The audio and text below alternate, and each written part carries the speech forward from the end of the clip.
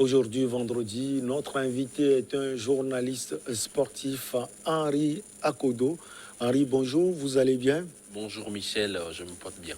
Nous allons parler essentiellement de la Coupe d'Afrique des Nations, les qualifiées pour les huitièmes de finale. L'Algérie, championne d'Afrique en titre, redescend sur terre. Et puis le Ghana, la crise, c'est une question qu'on va poser à Henri Akodo. Henri, on connaît désormais les qualifiés pour le tour suivant, c'est-à-dire les huitièmes de finale de la Coupe d'Afrique des Nations, le Burkina Faso, le Gabon, le Nigeria, la Tunisie, la Guinée, la Gambie, le Cameroun, les îles Comores, le Sénégal, le Cap-Vert, le Maroc, Malawi, la Côte d'Ivoire, l'Égypte, le Mali et la Guinée équatoriale. Vous avez des surprises, sans doute, Henri Akodo. Effectivement, Michel, cette phase de poule de la 33e édition de la Coupe d'Afrique des Nations, Cameroun Total Énergie 2021, a pris fin, bien évidemment, ce jeudi, avec son lot de surprises, entre les qualifications surprenantes de la Gambie, des Comores qui étaient à leur première participation et les éliminations de quelques orgues du Ghana, de l'Algérie. On constate véritablement que cette phase de poule, bien évidemment, nous a tenus en haleine et au bout, on a eu des surprises aussi agréables que désagréables. Donc, des surprises, bien évidemment. Les Comores et la Gambie, j'en parlais. Première participation pour ces nations. 132e et 130e au classement FIFA. Le Gambie 132e, Comores 123e bien évidemment. Et aujourd'hui pour leur première participation à cette grande messe du football continental, ces deux nations-là se hissent en huitième de finale. D'abord les Comores qui terminent parmi les 4 meilleurs troisième et donc les Comores qui ont eu à tenir la dragée haute aux Ghanéens lors du dernier match en les battant par 3-2.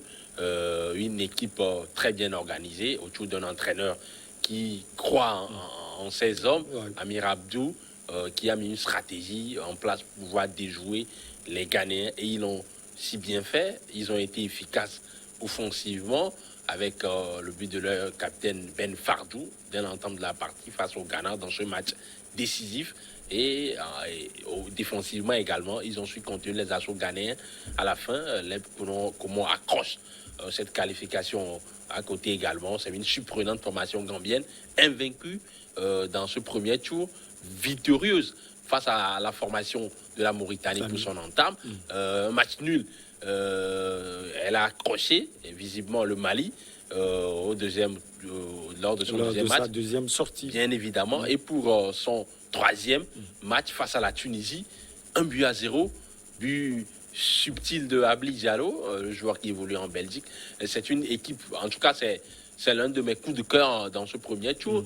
Elle joue avec ses qualités, elle ne joue pas de façon subversive, elle ne joue pas de façon contre nature. Elle sait qu'elle n'a pas beaucoup d'atouts offensifs, mais elle s'appuie sur ses qualités collectives, notamment la capacité à bien défendre, à être solide, à être soudé, à être en bloc, à fermer les lignes de passe et les circuits de passe. Et en face, devant, quand elle a des possibilités, elle n'hésite pas à se révéler efficace. Et 7 points pour une première sortie, ça en vaut quand même la peine. Alors, Henri Akodo, on va en profiter pour parler des combinaisons des huitièmes de finale. Le Burkina Faso va affronter le Gabon.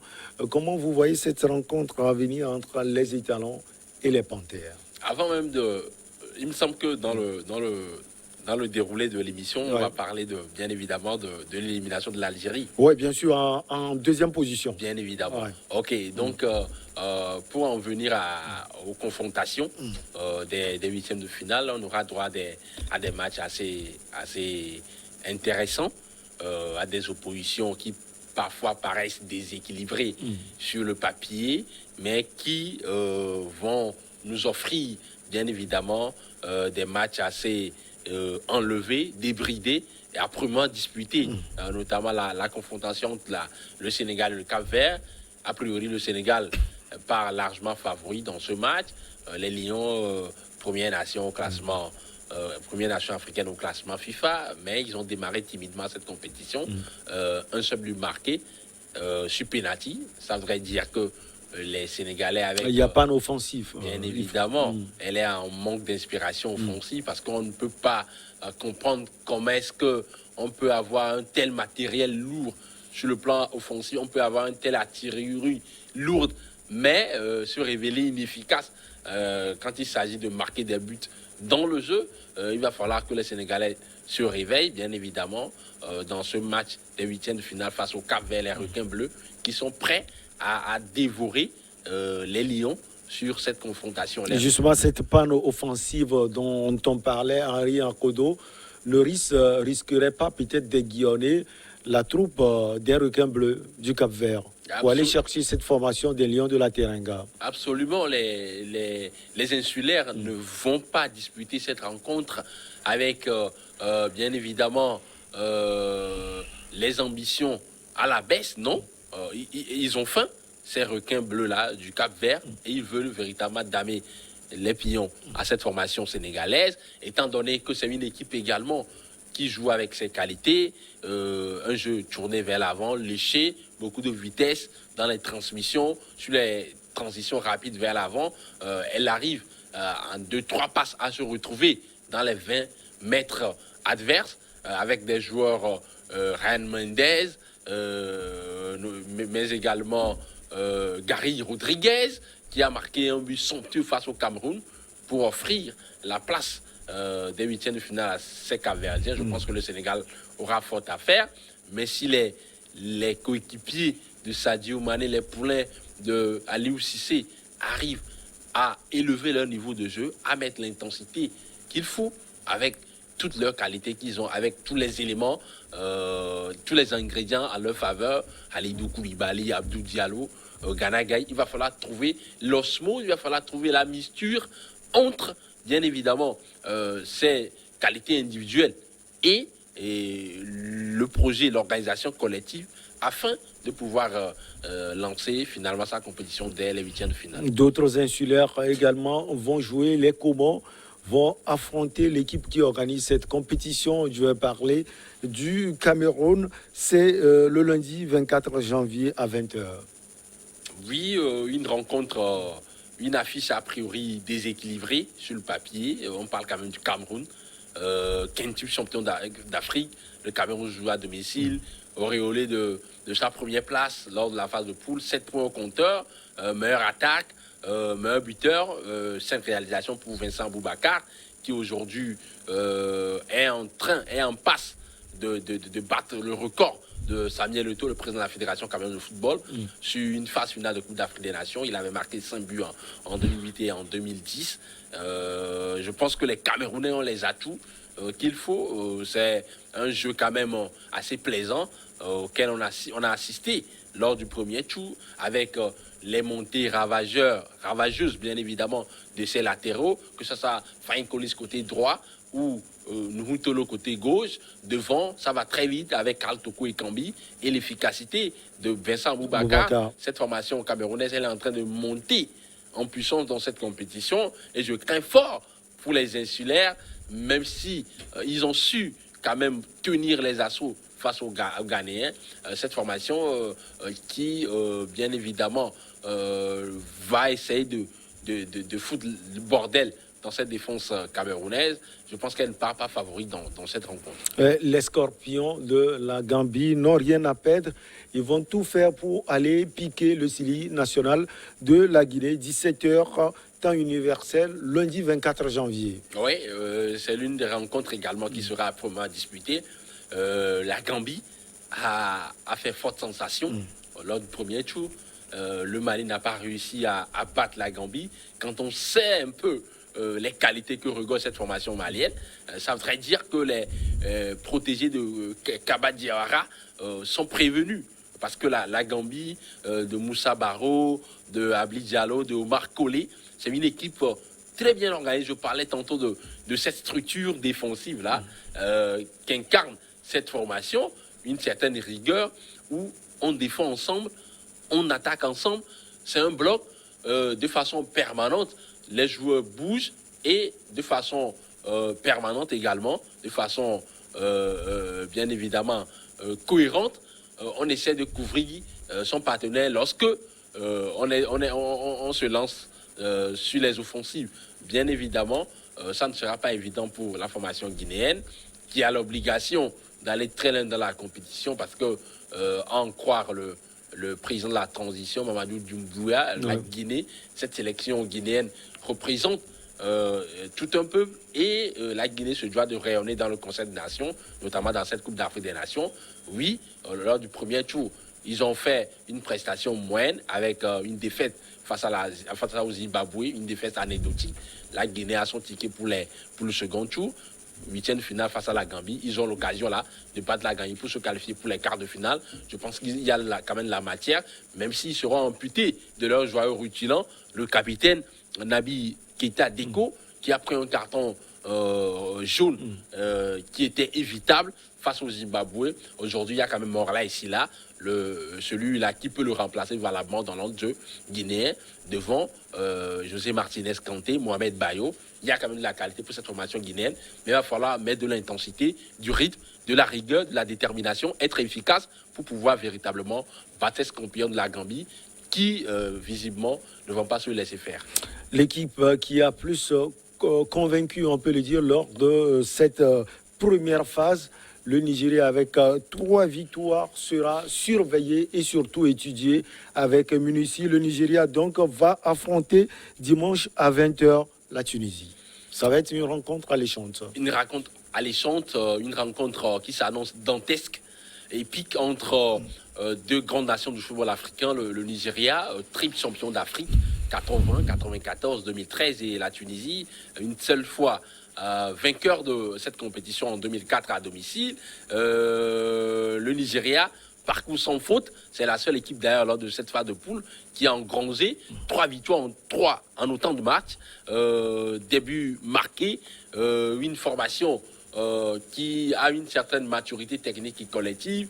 C'est une machine de guerre, cette formation nigériane, entre bien évidemment les dribbles sautillants de Samuel Chukwueze ou encore l'inspiration géniale d'un certain Ulfrin Didi dans l'enjeu et bien évidemment l'efficacité de Taiwo Aoni devant.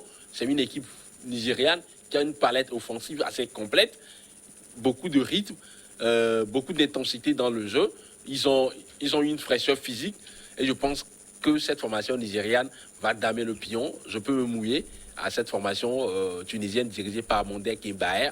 La Tunisie qui, à en croire, bien évidemment, les médecins de la CAF, passe par des moments difficiles, compliqués. Lors de sa 3e sortie face à la Gambie, plusieurs joueurs testés positifs à la Covid-19. Dans quel état de forme les joueurs du Jasmin auront à disputer cette rencontre face au Nigeria? C'est la grosse interrogation. Mais aujourd'hui, à part Wabi Kazri, qui donne l'impression de porter cette formation, de sortir de la léthargie, de la torpeur, je pense que c'est une équipe tunisienne un peu plus diminuée, inhibée et tétanisée par la pression qui va aborder ces 8e de finale. Une rencontre a priori déséquilibrée entre le Maroc et le Malawi. Il faut dire que l'équipe Malawi fera tout Henri Akodo pour aller chercher le Maroc et créer la surprise. Effectivement, les Malawites ont tout simplement surpris plus d'un dans cette phase de poule. D'ailleurs, la seule défaite concédée par cette formation, c'était face à la Guinée. Lors du premier match, ils méritaient largement de sortir au moins avec un match nul, mais ils ont perdu derrière. Et ils se sont rattrapés en battant le Zimbabwe. Ils n'ont pas perdu face au Sénégal. C'est une équipe très accrocheuse qui va opposer une farouche résistance au Maroc. Le Maroc qui part favori, vous l'avez dit, une seule étoile pour le Maroc en 78. Le rêve ardent pour la Fédération royale marocaine de football, mais également pour les autorités, notamment le roi Mohamed VI, c'est de voir Mohamed V Autant pour moi, c'est de voir ces Marocains monter sur le toit de l'Afrique le 6 février prochain. Et ça passe par une bonne prestation face aux Malawites, face aux Flips. La prochaine fois, bien évidemment, c'est une équipe pétrie de talent, pétrie de qualité. Amala, Sofiane Bouffal, ils sont en train de retrouver une certaine assise défensive avec Naef Aguerd, le défenseur du Stade Rennais. Je pense que les Marocains mettront tout en œuvre avec le technicien Vaïd Alidiotik, intransigeant qu'il est, pour pouvoir venir à bout de ces flips.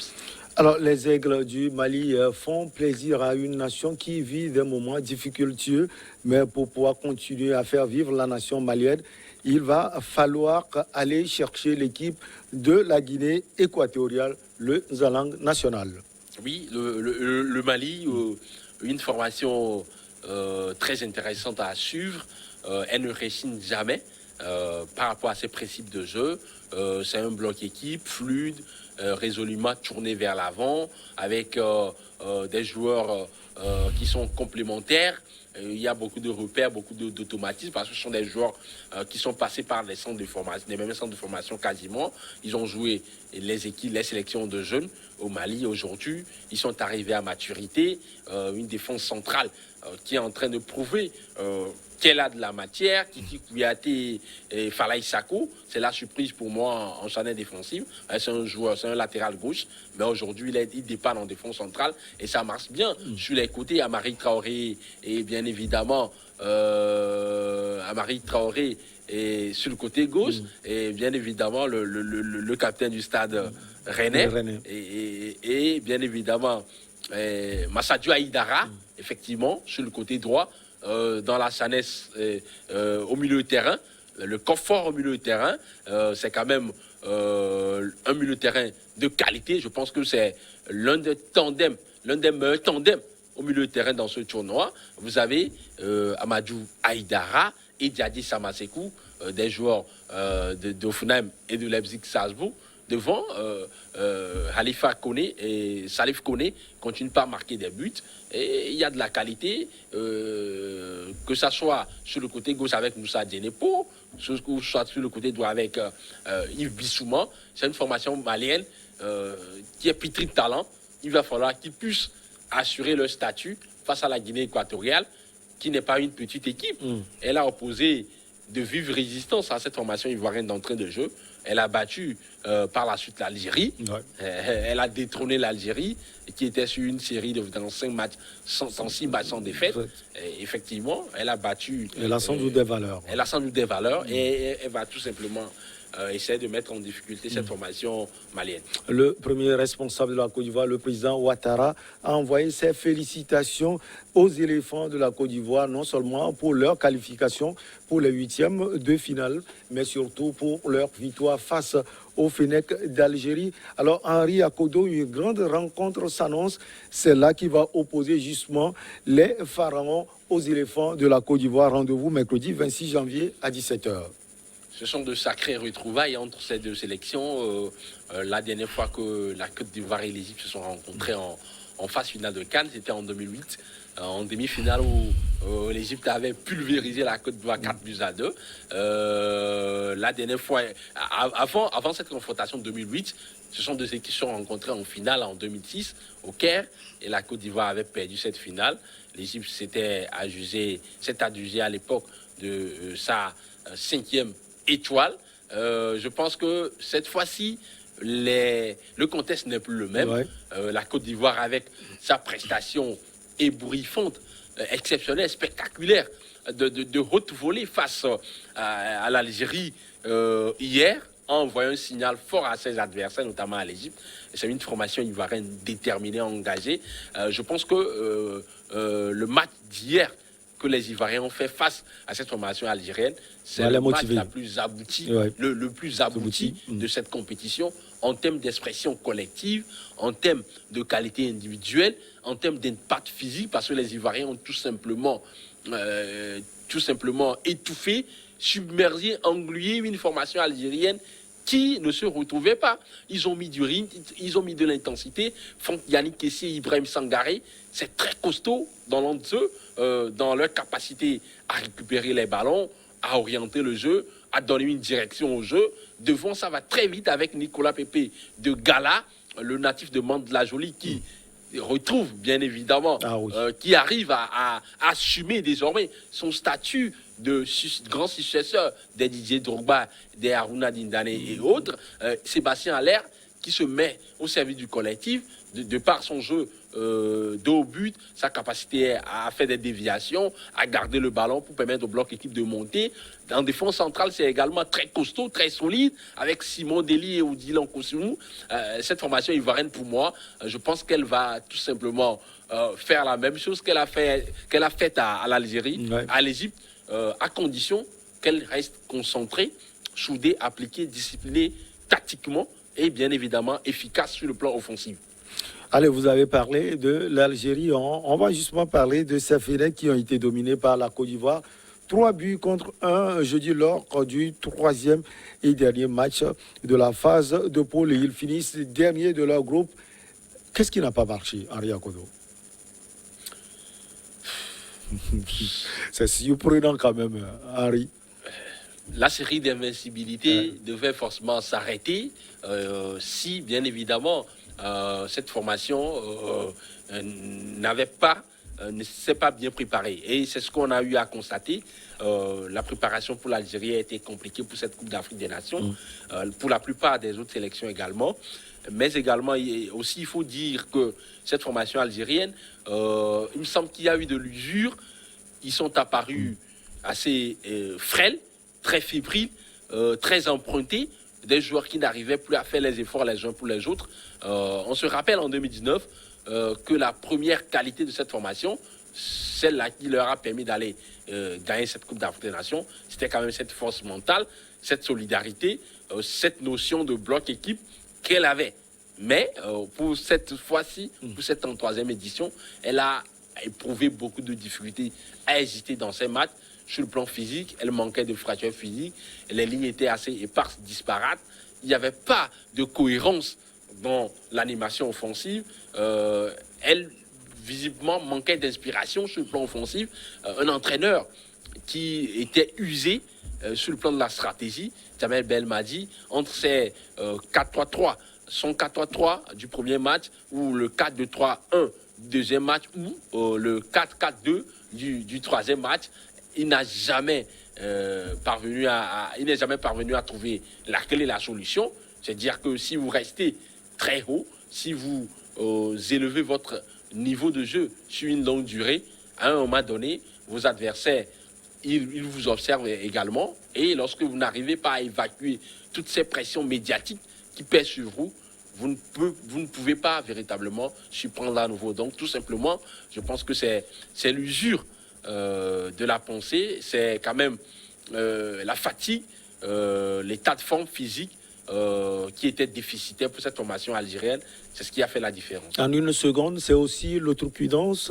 Cette formation algérienne pensait qu'elle est, si on peut le dire, au-dessus de tout le monde. Effectivement, l'outrecuidance, la condescendance, l'arrogance, il n'y a pas de mots pour l'expliquer, parce que quand vous écoutez un peu les déclarations avant la compétition de Jamel Belmadi, qui mettait toujours la pression sur ses joueurs, qui était sûr qu'ils vont accrocher cette 3e étoile pour parce qu'il y a aussi la Coupe arabe. Bien évidemment, je me suis dit qu'ils sont tombés de leur piédestal parce qu'ils n'ont pas su rapidement faire le bilan, de faire le distinguo entre l'Algérie de 2019 et l'Algérie de 2022, parce que c'est quand même deux équipes différentes.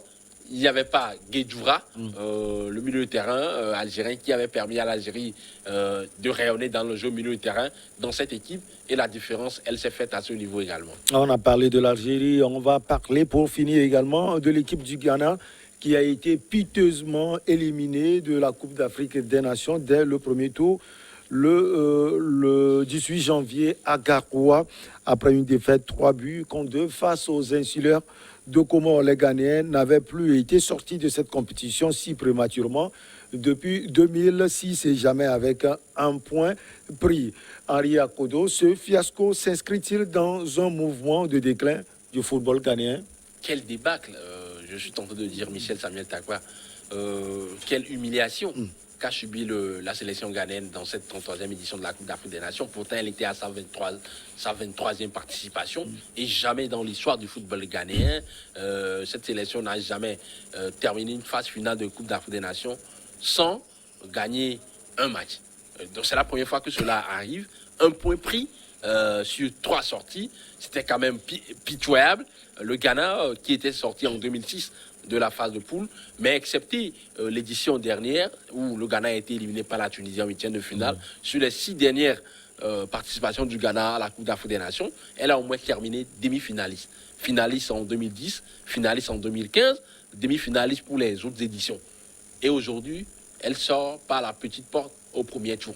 Qu'est-ce qui peut expliquer cela? Est-ce qu'on fait, Henri Akodo, je fais cette analyse, le sacerdoce d'une Coupe d'Afrique des Nations pour pouvoir organiser le mondial aussi?